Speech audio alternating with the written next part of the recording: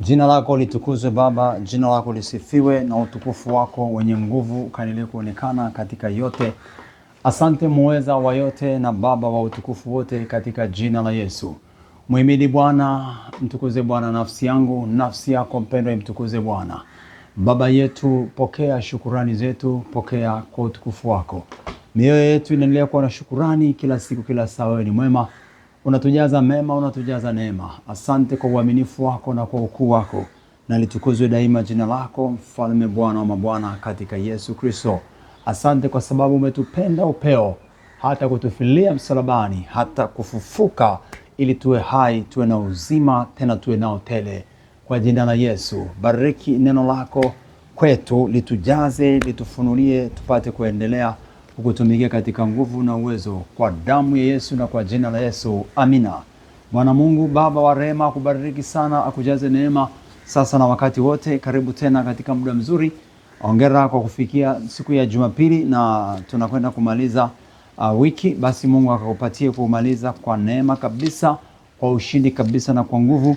Na niombe tukamalizie kwa ujumbe huu, japo nitaendelea pengine kesho tutaendelea na ile somo la juu ya imani. Lakini sasa tukamalizie kwa ujumbe huu wa kichwa kinachosema kumngoja Bwana kwa utulivu. Kumngojea Bwana kwa utulivu. Mngojee Bwana kwa utulivu. Mngojee Bwana Mungu kwa utumilivu. Mngojee Bwana Yesu katika utulivu, kwa sababu yuaja Bwana, yuaja mawinguni, yuaja katika mawingu, yuaja, yu karibu kurudi kunyakua kanisa, kunyakua walio wake. Ajapo na uwe sehemu ya kunyakuliwa, na uwe sehemu. Unaendelea kutafakari habari za mwisho, ni jambo la msingi sana na muhimu. Mungu akubariki, endelea kutulia mbele za Bwana. Tafuta utulivu, tafuta kuendelea kwa imani zaidi katika nyakati hizi, katika wakati huu. Basi karibu tupate kusoma maandiko matakatifu katika kitabu cha Maombolezo sura ya 3. Maombolezo sura ya 3, nitaanzia mstari ule wa 24. Anasema, Bwana ndiye fungu langu, husema nafsi yangu, kwa hiyo nitamtumaini yeye. Bwana ni mwema kwa hao wamngojeao, kwa hiyo nafsi imtafutayo. Ni vema mtu autarajie wokovu wa Bwana na kumngojea kwa utulivu. Ni vema mwanadamu aichukue nira wakati wa ujana wake. Amen. Tunasoma maandiko matakatifu kutoka kwenye kitabu hiki cha Maombolezo. Nasema ni maombolezo ya Yeremia, kuombolezea Yerusalemu, kuomboleza mambo mengi yaliyokuwa yametendeka, mambo magumu na mazito ambayo yalikuwa yametendeka, na jinsi ambavyo waliingia kwenye shida, kwenye taabu, na mambo yalikuwa ni magumu ya kutisha. Wakati mwingine utakumbuka Yeremia alikuwa kifungoni, walimfunga kwa sababu ya kusema ukweli, kwa sababu ya kusema, na kiongozi anachukua hatua za kutenda hayo. Sasa ni maombolezo, na hapa ndipo inaonekana, katika maombolezo kunaonekana jambo muhimu kubwa la kipekee katika kuendelea kusubiri Mungu afanye. Ndipo inaonekana hivi hekima ya Mungu na Roho wa Mungu anaachilia maneno haya kwamba Bwana ndiye fungu langu, husema nafsi yangu. Mungu ndiye fungu la watu wanaomngoja na watu wanaoishi kwenye hii dunia. Mungu awe fungu lao, kwa sababu akishakuwa ndio fungu lao, basi ni rahisi kushinda vita itakayoinuka kutoka popote kwa namna yoyote. Itakuwa rahisi kushinda, itakuwa ni rahisi kupata ushindi. Alafu anasema Bwana ni mwema kwao wamngojeao. Mungu ni mwema kwa wanaomngoja, kwa watu ambao wanamngojea Bwana.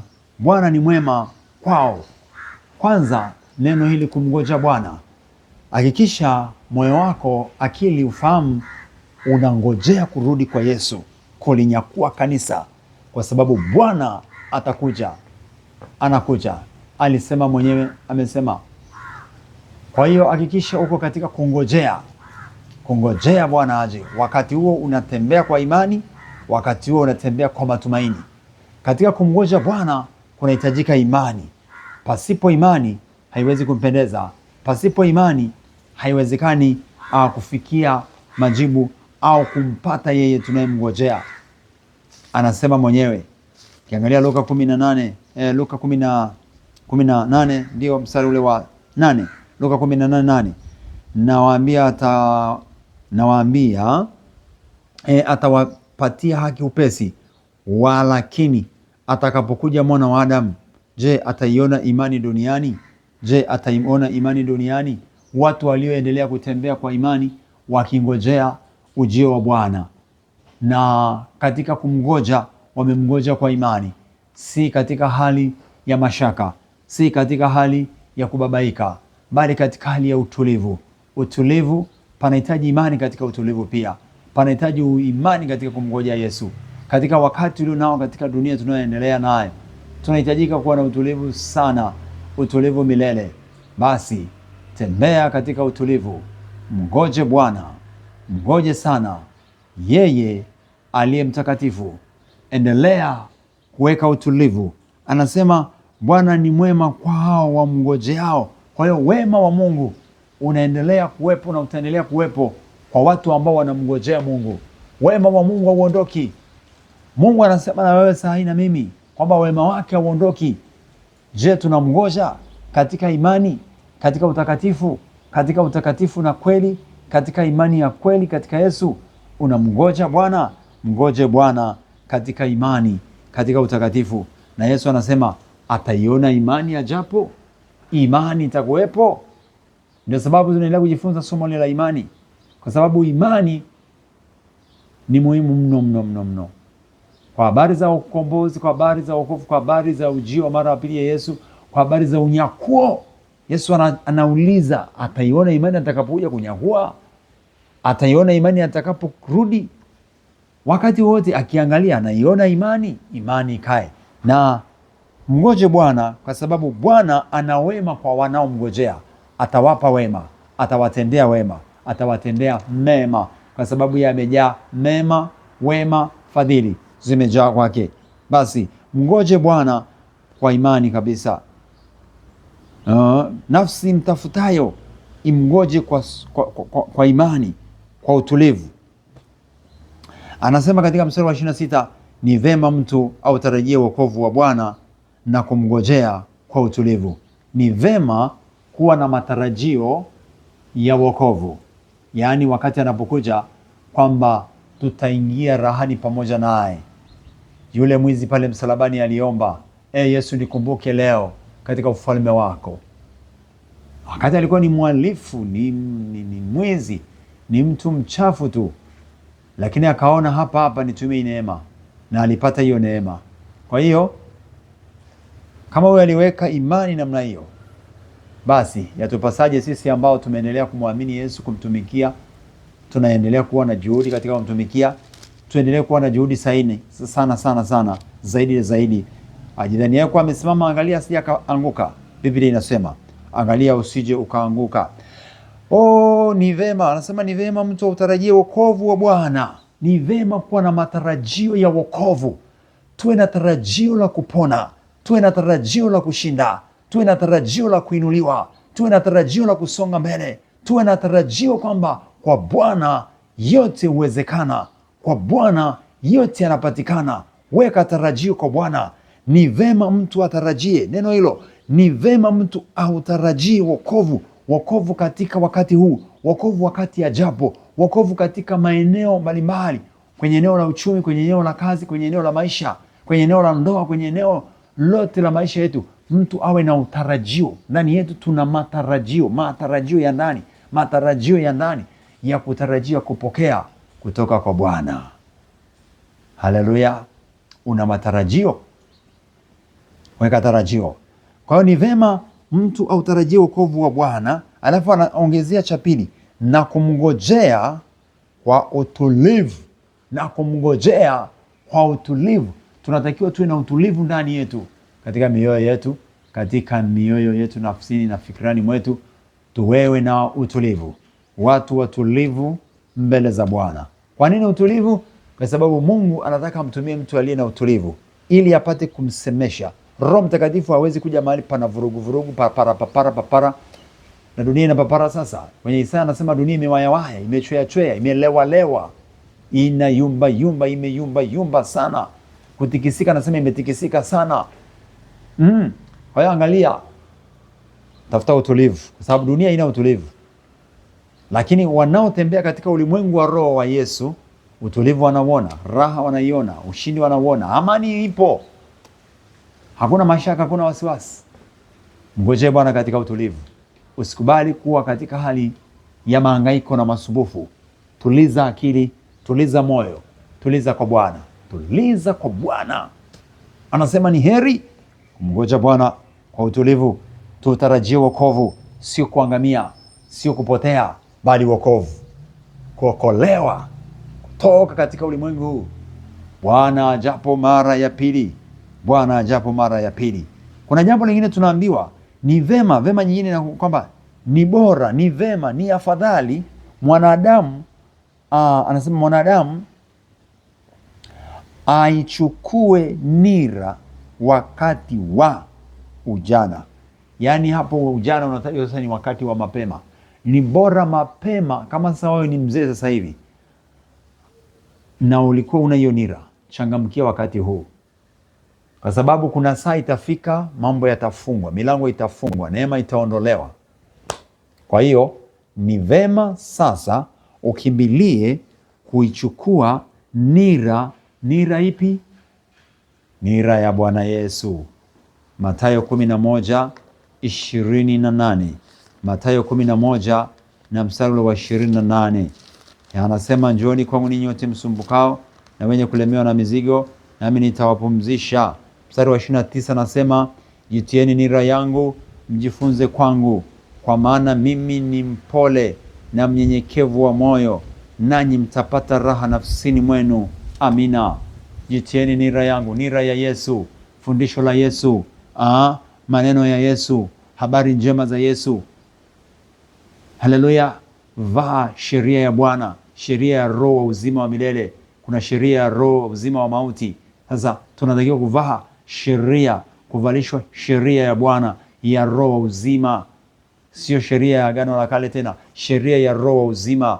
Yaani roho akishakaa ndani yetu, anatuonya, anatuzuia, anatufundisha, anatuelekeza, tunajazwa utakatifu. Na Yesu anasema tutapata raha nafsini mwetu. Ni nira ambayo inatupa raha, sio nira ambayo inatuchosha, sio nira ambayo inatuumiza, sio nira ambayo inatubabaisha, sio nira ambayo itatutesa. Anasema nira laini na mzigo mwepesi. Kwa Yesu hakuna kulemewa.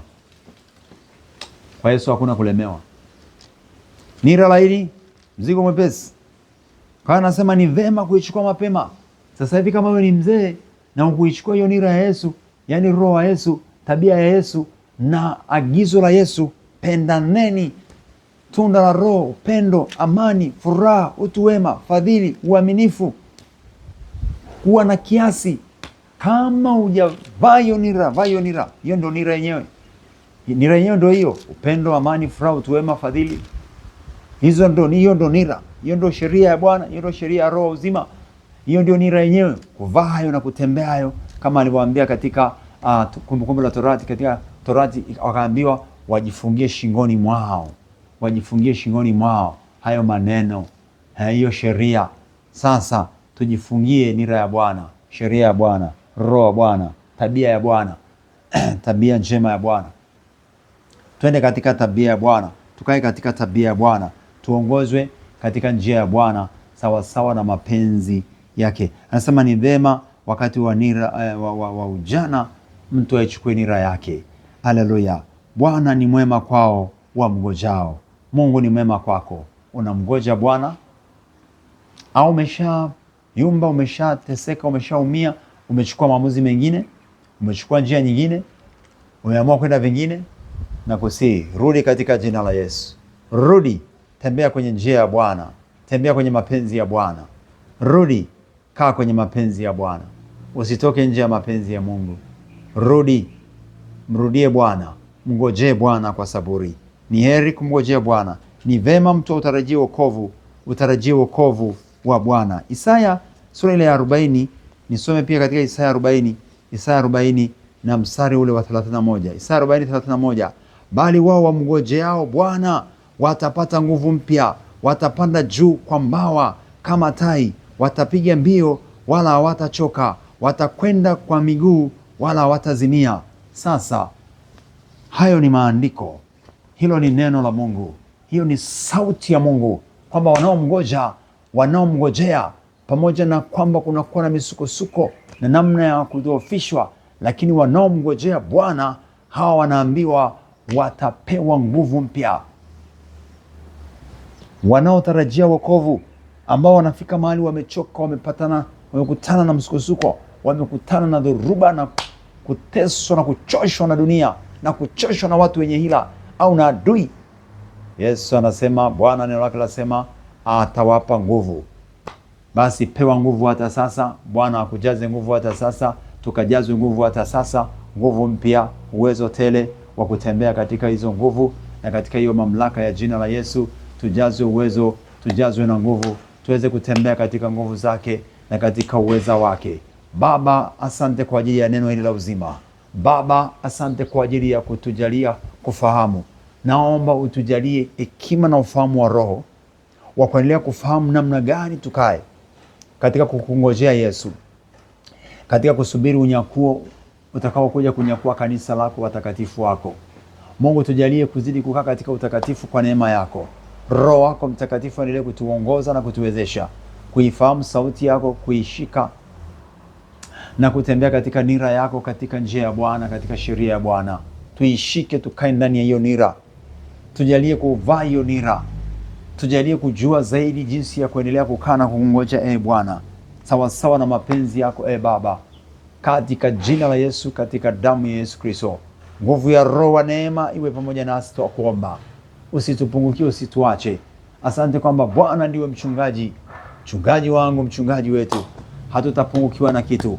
Katika jina la Yesu wa Nazareti, ninaomba nguvu na uweza wako unaotuongoza katika kutarajia na katika kungojea Bwana.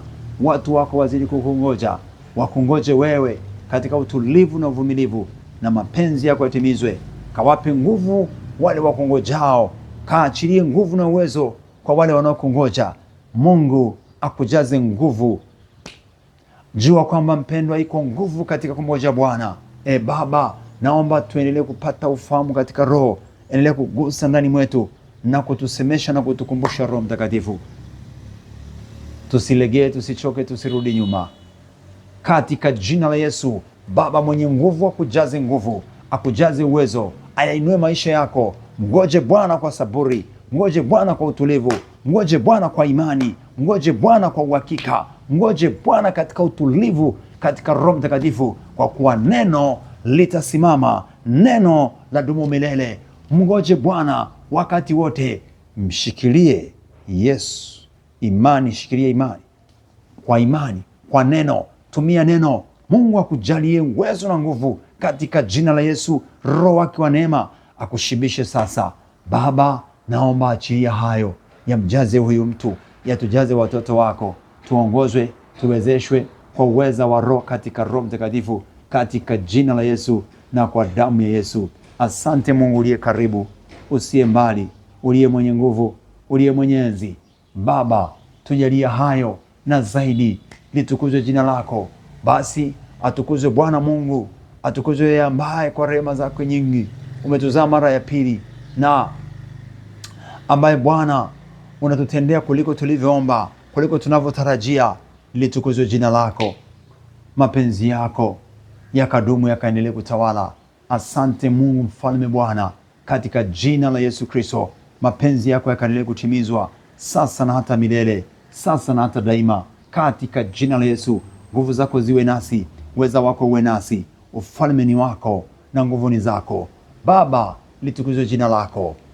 Amina. Mgoje Bwana katika amani na imani. Weka utulivu na imani katika kumgoja Bwana. Mungu akubariki, umalize wiki kwa furaha, kwa faida na kwa baraka, kwa ushindi, katika jina la Yesu wa Nazareti aliye hai. Na tena endelea kukaa katika imani na katika maombi na katika unyenyekevu na utakatifu, katika jina la Yesu. Jiepushe na uovu, achana na uovu, achana na dhambi, achana na mabaya, tafuta mema, tenda mema. Bwana akubariki, na karibu kuendelea kutuombea kwa huduma ambayo tutaenda kuifanya vijiji kwa vijiji, miji kwa miji, kuhubiri injili ya Bwana Yesu kuanzia tarehe 15 mwezi wa pili Basi tuombee. Karibu kushiriki nasi kwa maombi, kwa sadaka zako kwa ajili ya kuhubiri kazi ya Injili au kufanya kazi ya Bwana. Karibu sana. Namba ambazo unaweza ukashiriki nasi kwa mawasiliano na sadaka ni hiyo ya 0787 62 75 91. Hiyo namba iko hapo pia chini, utaikuwa unaiona. Unapoangalia utaiona hapo chini kwenye skrini ya simu yako. Namba ya Vodacom ni 0762 282 439, 0762 282 439. Na namba ile ya Airtel, nirudie tena, ya Airtel ni 0787 62 75 91. Jina ni Eli Mlinzi Mbise. Eli Mlinzi Mbise. Na Mungu wangu wa baraka yote akubarikie tele, akujaze neema, akujaze uwezo, uendelee kutembea katika nguvu zake na katika uweza wake. Na litukuzwe jina la Bwana. Endelea kulishikilia neno, maandiko matakatifu, Biblia ikae nawe. Tembea katika neno siku zote za maisha yako. Bwana akubariki tele tele siku zote, sasa na hata milele. Uhimidiwe Bwana.